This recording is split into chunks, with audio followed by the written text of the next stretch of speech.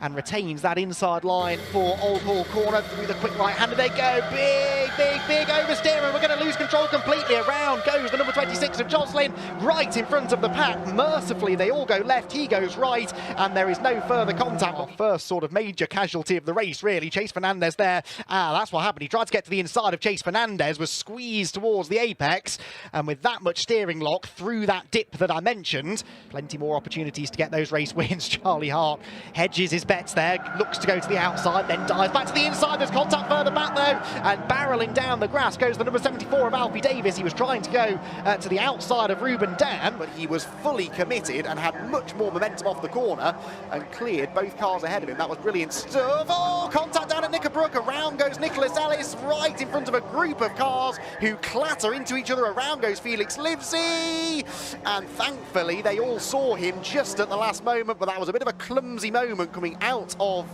Knickerbrook Corner. I think it was Archie Clark, the blue number 43 car, with whom Nicholas Ellis tangled. And then after that, it was a little bit of a domino effect. Someone's off at Druids now. That is the number 67 machine of Marcus Sater. So Sater, after a disappointing qualifying, quiet and safe and easy first lap, it's all kicking off. This is the latest drama. Up the inside line went the number 53 car of Carney. He was trying to find a way past Giovanni Cassell-Joseph and was only just avoided by the cars behind as he endured and down towards Cascades Corner. Has our race leader had a moment? He's had a very slow first sector, and yes, this is why he skates straight on at Cascades through the gravel trap, and Henry Jocelyn, who was doing everything right up until this point, has potentially thrown it all away. That's not the way I'd have gone, Ethan, because now the grippier side of the road belongs to the charging Isaac Phelps. He's on the outside line, he bangs wing mirrors with the race leader, and he sweeps into the lead. There's contact, and Jeff Hall goes around. You could see that coming. He's heading for the barriers, just about. I think they'll pull the car up, pointing the wrong way, but at least having not made contact. Replaced, but is now obviously a lap down, so deliberately shortcuts the chicane to get out of the way of the leaders, and Jocelyn is around again now. Henry Jocelyn pushing hard to try and catch up to the leaders, has looped it at his lops, so Colin Cronin is off. Now that is an odd place to end up. Oh, and another spin now. This is down at his lops, and that is Harry Moss pointing the wrong way, and he might not be the only one because they're tapping into each other there as they came by him. That was the 67 of Marcus Sater going around the outside of a very sideways Giovanni Cassell-Joseph, who now finds himself in the dirt. He brings a load of that dirt a bit later on from this, but that was up at the Shell hairpin. There was a good drive being put in by the R Racing cars further back, but not really for Harry Moss, who got turned into a spin down at the Hislop chicane. St Beckett's, might this tell us a bit more? That looked like a bit of a touch. Yes, it was. Now that wasn't Nitiso Mabunda, was it? Not had a quiet moment in this race yet. There's a great battle going on involving 3 or 4 cars outside of the top 10, but how do you dare take your eyes off this battle where there is inevitable contact? And around goes the 27 car. The rear bumper is peeled away, and that is Alfie Slater, unfortunately, parked in the middle of the road. Another pack of cars is coming. They split left, they split right. Chase Fernandez launches up the inside of everybody. 3 wide for 4th, side by side for 2nd. I told you this is a good track for Ginetta Junior Racing. There's contact in the background though, and around has gone Ethan Jeff Hall, spinning down the hill. He's heading back for the track, but thankfully gets the car stopped in time, and that was just a little bit of contact, I think, with Chase Fernandez. But we've seen Sater make that inside line work pretty well at Brooklands. Phelps, though, goes for the switchback. That was almost textbook. He's got the inside line. They clatter into each other, and around goes Phelps. No, Phelps has spun. To the left goes Charlie Hart. To the right goes Henry Jocelyn, and Isaac Phelps shot at a race. Ginetta Juniors, this was perhaps the pivotal moment, though. Isaac Phelps battling Marcus Sater for the race lead. You can see the car on the inside line losing traction, crunch into the side of Sater, right in front of the super slow-mo camera as well, and around went the Elite Motorsport driver.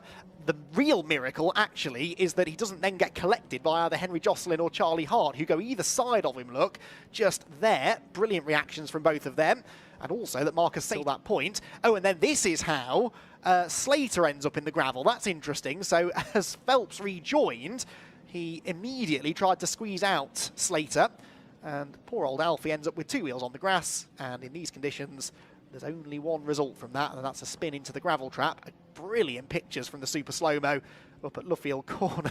That is fantastic, isn't it? Not for Slater, obviously, he won't enjoy watching that back, but very artsy stuff from our camera operator up at Luffield Corner.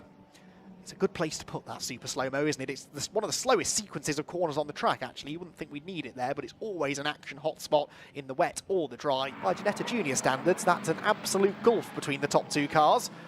Side by side for third place now as Ethan Jeff Hall picks his way through, and around goes Clark. It's a half spin onto the grass, no damage done, but he will lose a whole heap of places as a result. 4 3/4 minutes to go.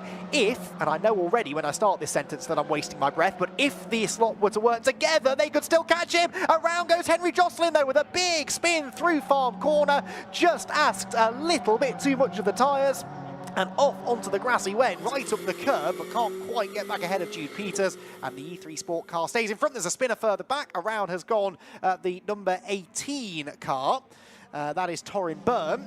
Torrin Byrne will rejoin, whether Torrin was jumped and tries to pick up at least one place, but Henry Jocelyn round the outside of Coppice Corner should have the momentum down the back straight. They're banging door handles, banging wing mirrors, and off goes Jocelyn. They lent on each other once too many times, and Henry Jocelyn shedding his rear bumper, who had lap times disallowed in qualifying, trying to make their way through the order. That was the scariest moment of the race for Chase Fernandez. A bit of contact with Henry Jocelyn. Henry tried that outside line through Coppice Corner, and this perhaps will be one of the talking points post-race. There was a bit of a touch between the two of them. They leant on each other, and Jocelyn ended up in the gravel trap. He did, though, recover to finish second. There's the answer as to what happened to Holly Miles. She did not get there by herself. And here we're about to see Max Cuthbert. There he goes. Clips the tyre stack. There goes the bodywork. He's lost the headlight as well, I think, since then. And plenty of debris lying on the road as well. And here, further back, this is going to be down through the old hairpin. Oh, and Felix Livesey, did he tangle with Nicholas Ellis? I think he might have done. That's Nicholas Ellis rejoining the circuit. This was what happened to Colin Cronin. Oh, and it was contact, I think, with Nicholas Ellis. And look at Ruben Dan taking avoiding action. Oh, my word. And someone else coming in at a real rate of knots. Is that the car we're on board with here for 27? I think it might have been. Oh, just, well, it looked a bit less dramatic on board, actually, didn't it? Ironically. The top two, though, getting away already. Look at that. Henry Jocelyn and Chase Fernandez gapping the field as they arrive at the old hairpin where there's contact further back. One car locks up, gets into the side of another, and that was one of the R Racing cars. It's the 27 car. It deposits itself in the gravel trap. That was Alfie Slater. And who is it between? Oh, it is actually going to be James Shotton, who got the first whack and a second whack, and Alfie Davis sort of caught up in it as well. But yeah, it was Alfie Slater got into the sort of right here. You can see he's in the slipstream. He sees a gap to the right, but James Shotton sort of comes over to cover. We see that accident so many times down at the old hairpin, and Alfie Slater a passenger after that first bit of contact. Alfie Davis ahead. Here is the Shotton's eye view. See, he's trying to get to the inside of Davis, and Slater's going to the inside of him. And then that second bit of contact knocked the steering wheel out of his hands. Meanwhile was Alfie Davis's view. So all three of these cars were carrying an onboard camera, and this is going to be a particularly dramatic view because he had no idea that was coming there. Off into the gravel trap he goes.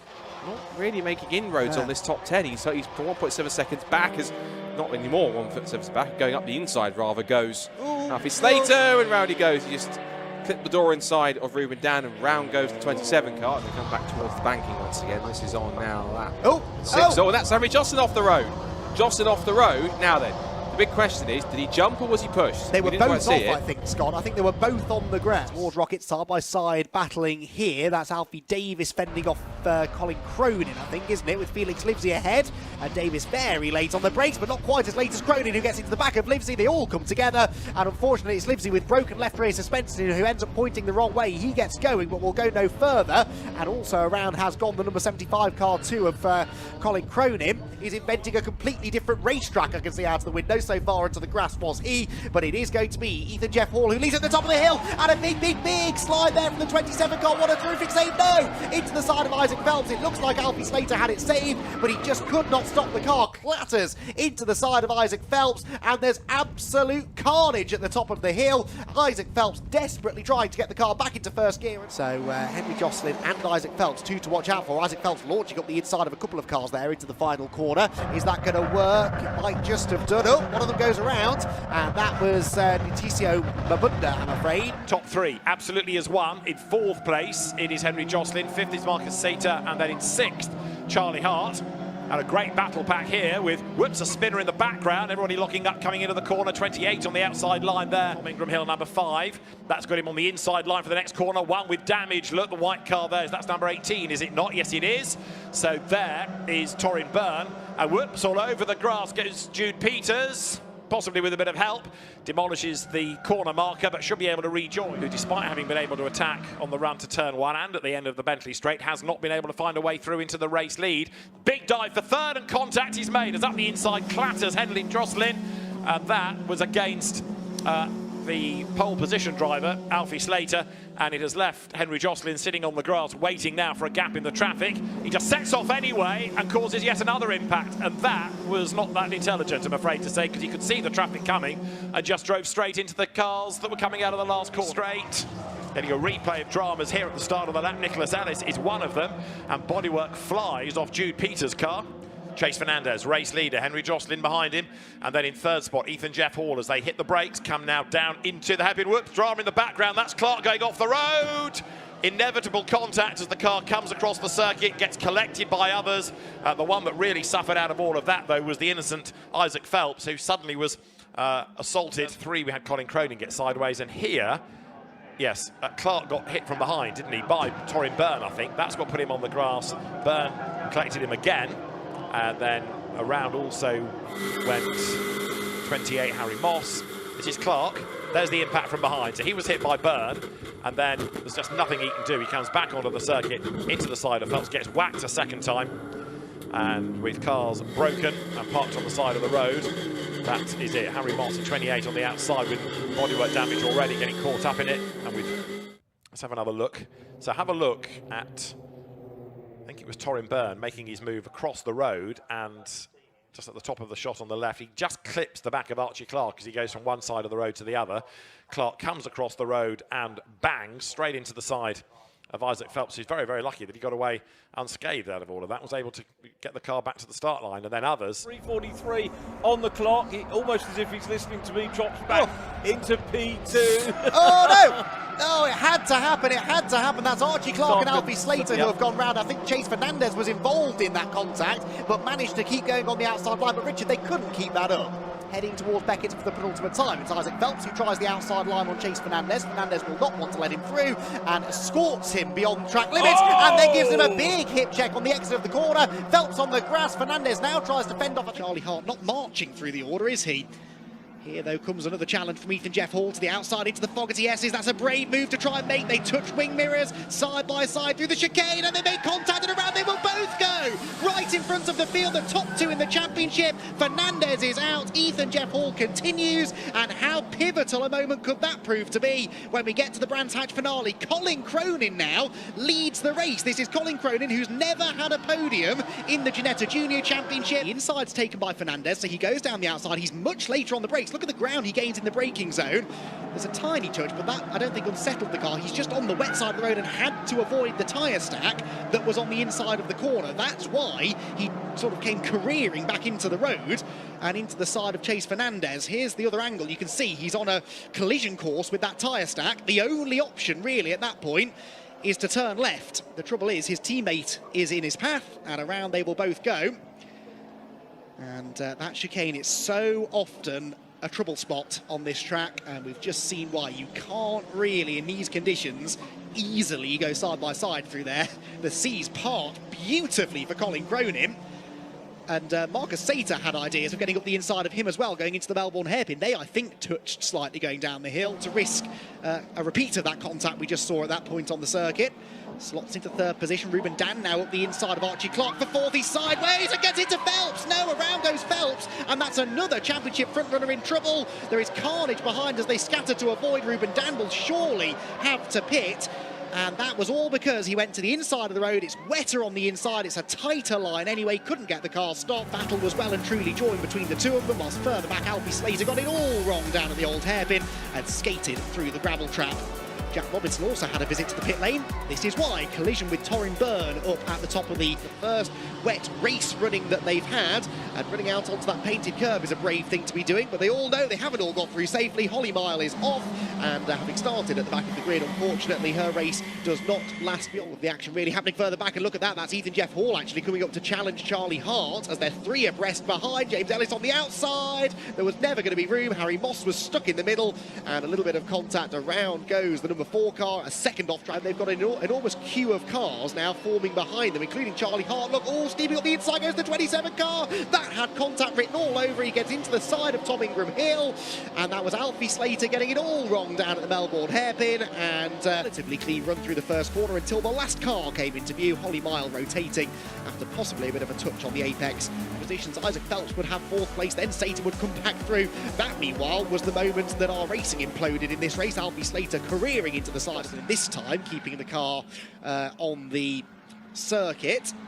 Side-by-side action further back. Look, and someone's going around, and that's the 53 car, and is heading towards the barriers. Thankfully stops just short of the tyre wall, and Ethan Carney lucky to avoid any major damage there. Gives Ethan then an opportunity to score more points. I think Fernandez is going to wait until the very last lap. No, he's not. He's up the inside into Sterling's, never mind. And Isaac Phelps has to leave the door open. He's sideways, so is Fernandez, though. Gathers it together, but he's off the road. Fernandez is off the road, heading for the barriers. Bits of bodywork go flying, and an error for Chase Fernandez, just as I was saying. He's at the back of the queue, and crucially back behind Ethan Jeff Hall, as suddenly Charlie Hart emerges as a challenger for the win. He's up the inside of Phelps, knocks into the side of him, he's sideways, he's in the gravel now. Charlie Hart briefly in the lead, and he will also go to the back of the group. That's Slater up the inside into Druid's corner, halfway through the race, and it's all kicking off. It is still Isaac Phelps the leader. Keep an eye on Ethan Jeff Hall further back. He fends off Archie Clark, so holds on to his position, and now is about to gain one, because look, Henry Jostling gets jostled out of line, goes through the gravel. Bits of bodywork go flying. The rear diffuser of the car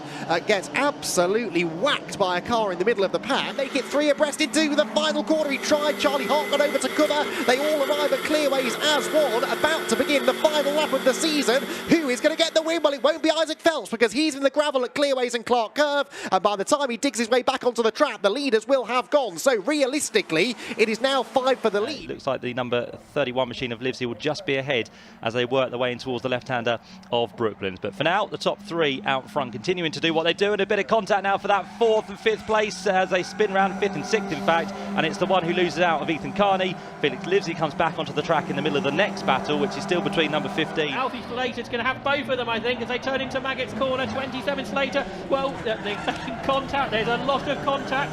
So Cronin is on the inside of the pair of them. He's going to get past both of them. Max Cuthbert could be past all 3 by the time they get to Brook. Going to try and find a gap which may not be there, although on the outside line it has worked, and Alfie's going to retaliate to Isaac Phelps. He sends one back down the inside line, so now Alfie does get his way through. I think that was, as I said, just a retaliation of what happened earlier within the lap, and then Isaac gets a bit of a wiggle. No, it's not, is it? Because Rocco still tried to force his way through where the gap was there, but Isaac wasn't really giving it to him. Ethan Carney now looks to the inside of Felix Livesey, and as a moment he goes sideways. He's going to hit the gravel trap as well, surely. Yep, so he'll be buried in that one at Cops Corner. He needs very little acceleration to get out, but he might do. Nicely done there from Ethan Carney, so that would avoid any intervention. Isaac Phelps comes through in 6th position. Still not good enough if Alfie Slater continues to win this race.